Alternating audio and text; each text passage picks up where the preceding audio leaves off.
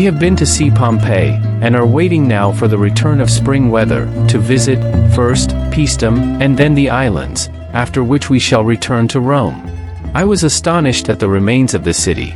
I had no conception of anything so perfect yet remaining. My idea of the mode of its destruction was this: first, an earthquake shattered it, and unroofed almost all its temples, and split its columns. Then a rain of light small pumice stones fell. Then torrents of boiling water, mixed with ashes, filled up all its crevices. A wide, flat hill, from which the city was excavated, is now covered by thick woods, and you see the tombs and the theaters, the temples and the houses, surrounded by the uninhabited wilderness. We entered the town from the side toward the sea, and first saw two theaters, one more magnificent than the other, strewn with the ruins of the white marble which formed their seats and cornices, wrought with deep, bold sculpture. In the front, between the stage and the seats, is the circular space, occasionally occupied by the chorus. The stage is very narrow, but long, and divided from this space by a narrow enclosure parallel to it, I suppose for the orchestra.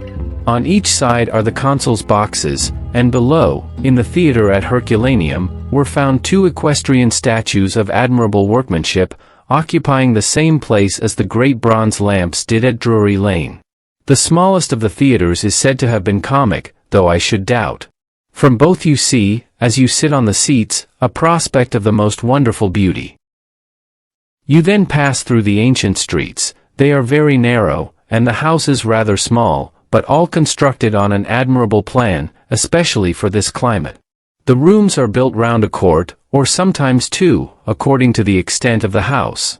In the midst is a fountain, sometimes surrounded with a portico, supported on fluted columns of white stucco. The floor is paved with mosaic, sometimes wrought in imitation of vine leaves, sometimes in quaint figures, and more or less beautiful, according to the rank of the inhabitant. There were paintings on all, but most of them have been removed to decorate the royal museums. Little winged figures, and small ornaments of exquisite elegance, yet remain.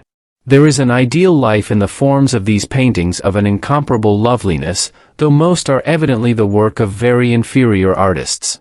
It seems as if, from the atmosphere of mental beauty which surrounded them, every human being caught a splendor not his own. In one house you see how the bedrooms were managed. A small sofa was built up, where the cushions were placed, two pictures, one representing Diana and Endymion, the other Venus and Mars, decorate the chamber, and a little niche, which contains the statue of a domestic god. The floor is composed of a rich mosaic of the rarest marbles, agate, jasper, and porphyry. It looks to the marble fountain and the snow-white columns, whose entablatures strew the floor of the portico they supported. The houses have only one story, and the apartments, though not large, are very lofty. A great advantage results from this, wholly unknown in our cities. The public buildings, whose ruins are now forests, as it were, of white fluted columns, and which then supported entablatures, loaded with sculptures, were seen on all sides over the roofs of the houses. This was the excellence of the ancients. Their private expenses were comparatively moderate. The dwelling of one of the chief senators of Pompeii is elegant indeed, and adorned with most beautiful specimens of art, but small.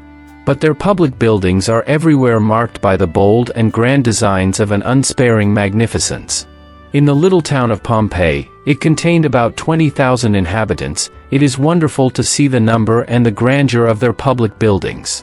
Another advantage, too, is that, in the present case, the glorious scenery around is not shut out, and that, unlike the inhabitants of the Cimmerian ravines of modern cities, the ancient Pompeians could contemplate the clouds and the lamps of heaven, could see the moon rise high behind Vesuvius, and the sun set in the sea, tremulous with an atmosphere of golden vapor, between Inarime and Misenum.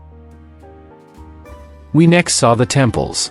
Of the temples of Aesculapius little remains but an altar of black stone, adorned with a cornice imitating the scales of a serpent.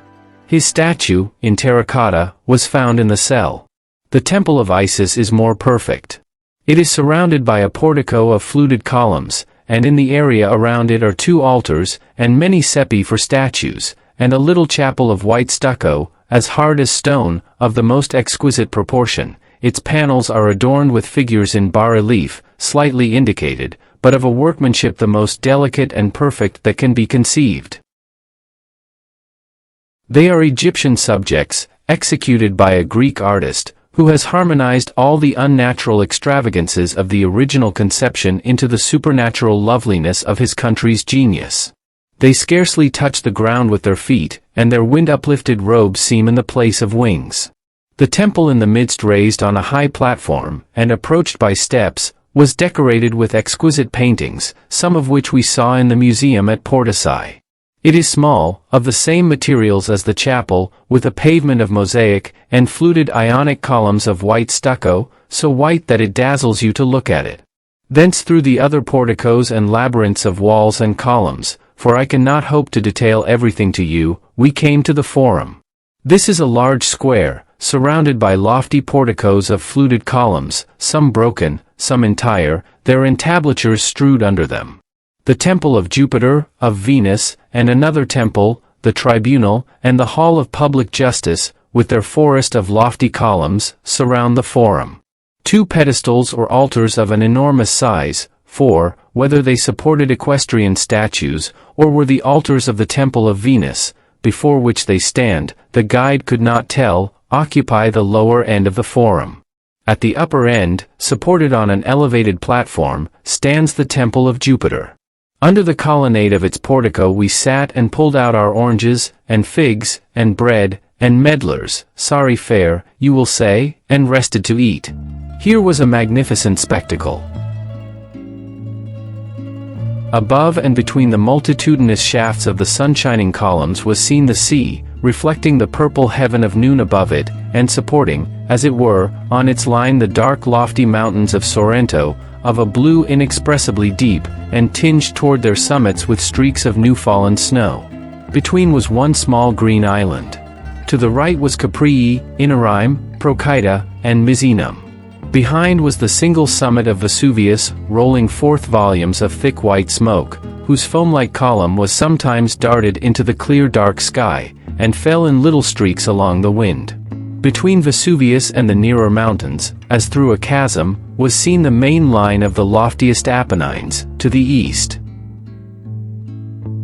The day was radiant and warm. Every now and then we heard the subterranean thunder of Vesuvius. Its distant deep peal seemed to shake the very air and light of day, which interpenetrated our frames with the sullen and tremendous sound. This sound was what the Greeks beheld. Pompeii, you know, was a Greek city. They lived in harmony with nature, and the interstices of their incomparable columns were portals, as it were, to admit the spirit of beauty which animates this glorious universe to visit those whom it inspired. If such is Pompeii, what was Athens? What scene was exhibited from the Acropolis, the Parthenon, and the temples of Hercules, and Theseus, and the winds? The island and the Aegean Sea, the mountains of Argolis, and the peaks of Pindus and Olympus, and the darkness of the Boeotian forests interspersed?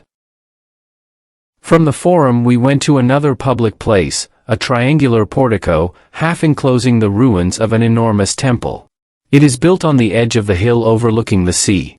That black point is the temple. In the apex of the triangle stands an altar and a fountain, and before the altar once stood the statue of the builder of the portico. Returning hence, and following the consular road, we came to the eastern gate of the city. The walls are of an enormous strength, and enclose a space of 3 miles. On each side of the road beyond the gate are built the tombs. How unlike ours! They seem not so much hiding places for that which must decay, as voluptuous chambers for immortal spirits. They are of marble, radiantly white, and too, especially beautiful, are loaded with exquisite bas-reliefs. On the stucco wall that encloses them are little emblematic figures, of a relief exceedingly low, of dead and dying animals, and little winged genii, and female forms bending in groups in some funereal office. The high reliefs represent, one a nautical subject, and the other a bacchanalian one. Within the cell stand the cinerary urns, sometimes one, sometimes more. It is said that paintings were found within, which are now, as has been everything movable in Pompeii, removed, and scattered about in royal museums. These tombs were the most impressive things of all.